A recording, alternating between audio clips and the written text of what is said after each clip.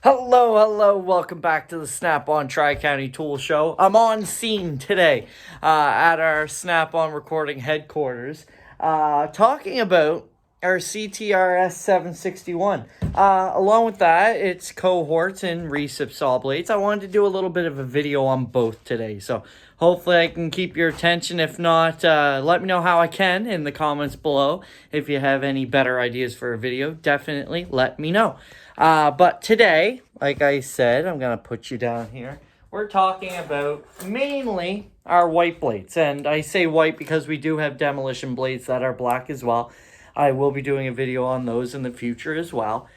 But basically the difference in recip saw blades. Now, these are the three most common ones I keep on the truck. Wood and then metal blades. We can get them in a 9-inch. We can get them in a 12-inch, but I mainly just sell 6-inch. And what I want to talk about mainly is the metal blades. And that's because a lot of guys don't know the difference. So they'll say, hey, Snap-on guy, whoever your Snap-on dealer is, and they'll go, hey, I need a set of metal recip saw blades. And the franchisee will hold whichever ones, whether it's our 14s or our 18s or our 24s. And basically say, here you go. And some customers love them, some customers hate them. What I'm trying to do is basically explain to you guys the difference in them, because there is a difference. For one, they are a bimetal steel, which basically means they have enough flex to them that they're not going to shatter on you, but they're strong enough that they're going to cut through whatever you want to without the blades failing. Now, when I say 14, 18, or 24, most of you know that means your teeth per inch, but that's basically what it is. So the more aggressive the blade, the faster it'll cut. Also, the faster it'll wear out, because you're going to have those teeth catch on things, break off, or wear out quicker. So I have a lot of guys mentioning that, hey, I had a set of your blades and I didn't like them. They didn't cut fast enough. Well, more than likely, that's because you had higher teeth per inch. They cut slower, but they last longer. Now, if you do want to go through things quicker, so I have a lot of salvage yards that are just looking to chop through things immediately. And we usually go with the 14 teeth per inch, or those demolition blades that you'll be seeing a video on soon enough. But a lot of guys didn't realize that. So just wanted to give you a little heads up. Obviously, if the camera can zoom in, this would be your 14 teeth per inch. You can see that it's actually noted down at the bottom there. And then your 18.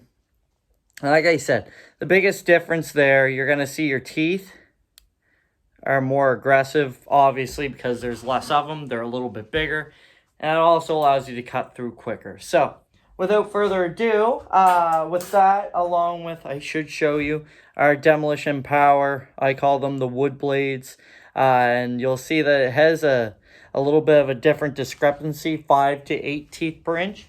That's because they are staggered. Main reason for that is to clean out material, so when you're going on your backswing, it does, it clears out the blade as well. So this gives me a great excuse to show you guys how our CTRS761 works. So I'm going to don my safety spectacles and basically cut through a few different materials. I'm going to drop you down here.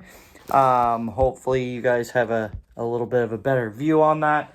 What we're going to be cutting through is some old scrap steel I had in the back, along with some wood, just to give you guys a little bit of an example of the different strengths and weaknesses of our blades. Because like I said, obviously you need the right blade for the job, same as you need the right tool for the job. So if you have the wrong blade, it will still probably cut, but it might not cut as well as what you expect. And that means obviously you gotta get a better blade for the job. Now, talking about our CTRS quickly, half-inch stroke on this bad boy. You also have a one-handed release on it. So the handy thing about that is when you put your blade in here and pop it in. Now that's locked in place. I'm going to lock this to make sure I don't have a unfortunate incident happen while I'm showing you guys this. So when you're trying to release the blade, I just put my thumb on the outside and slide up. And then you can just release the blade that way. Of course, some customers do have the older styles. We do have ones, especially our air tools, that actually lock in place with Allen keys.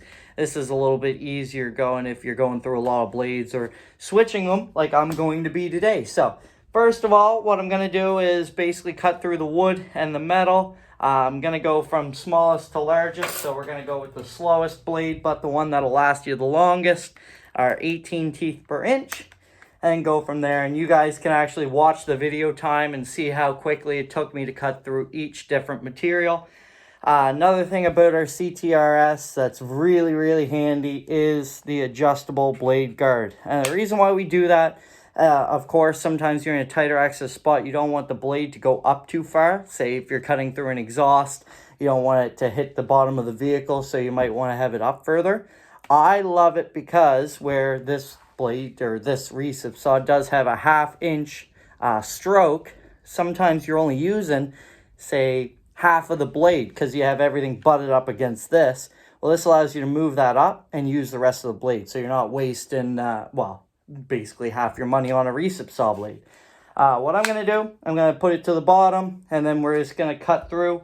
Again, if I have to say it, you're probably going to want to turn the volume down. This is going to be a little bit noisy, but of course, we'll talk about it after as well. I'm actually going to move over here just so I can get a better grip on this. What I always do is butt the guard up against something just to keep the vibrations down, and then unlock it.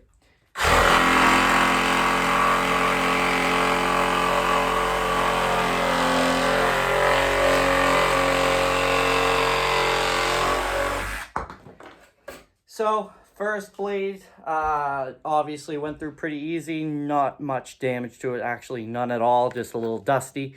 Of course, where it is made from metal, wood is pretty easy to go through, but you're also going to notice that it takes a little bit longer. Now, if we're going through the steel, I'll be honest with you, before you ask, I don't know what gauge the steel is. It's about 1/8. It's actually from an old TV stand that we had. I just wanted to have something that kind of mimics or maybe even be a little bit stronger than what you'd see on an exhaust or any body panels that you might be cutting through. Again, your headphone warning, it's going to be a little loud and a little bit longer.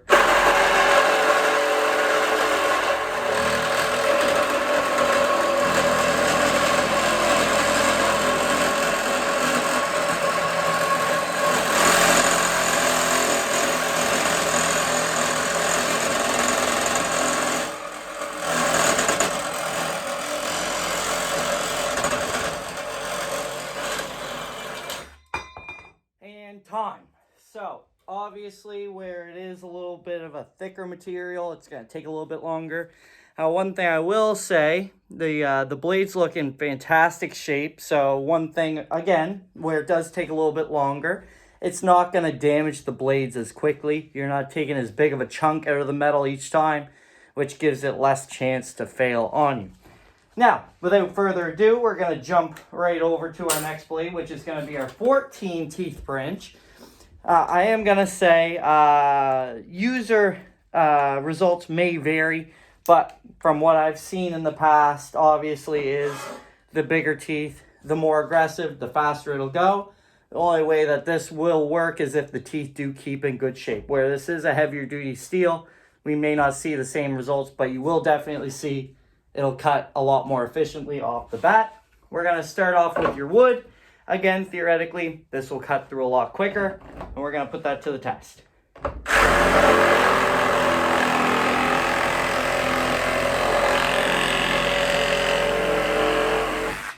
Time. So, again, no damage to the blades.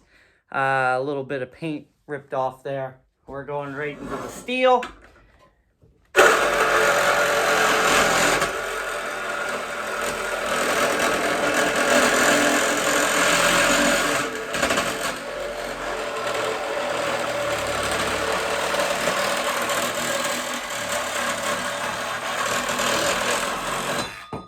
Time.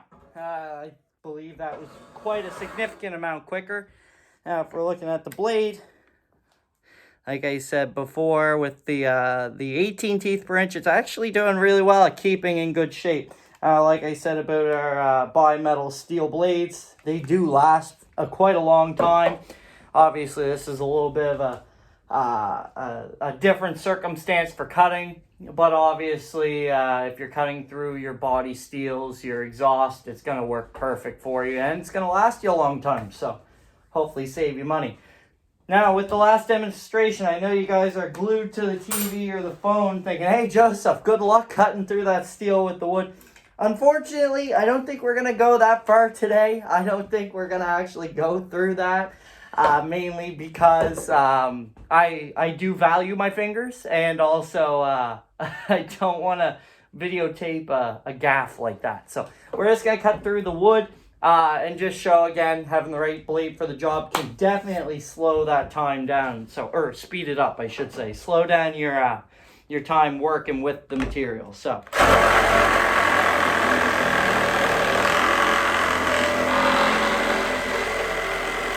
And we're through. Now, obviously, a little bit more of an aggressive cut with the demolition power blades, but very, very efficient at going through. Definitely still, if we bring that over, still a clean cut. Your pieces of wood here. Same with the metal blades. Definitely a cleaner one than the metal. Or I should say the metal is cleaner than the demolition, but again, with demolition, most of the time you're not too worried about how clean the cut is. I believe that's it for this video. Thanks again for watching. If you have any questions or concerns, let me know in the comments below. And subscribe if you want to see more. Thanks again. Bye-bye.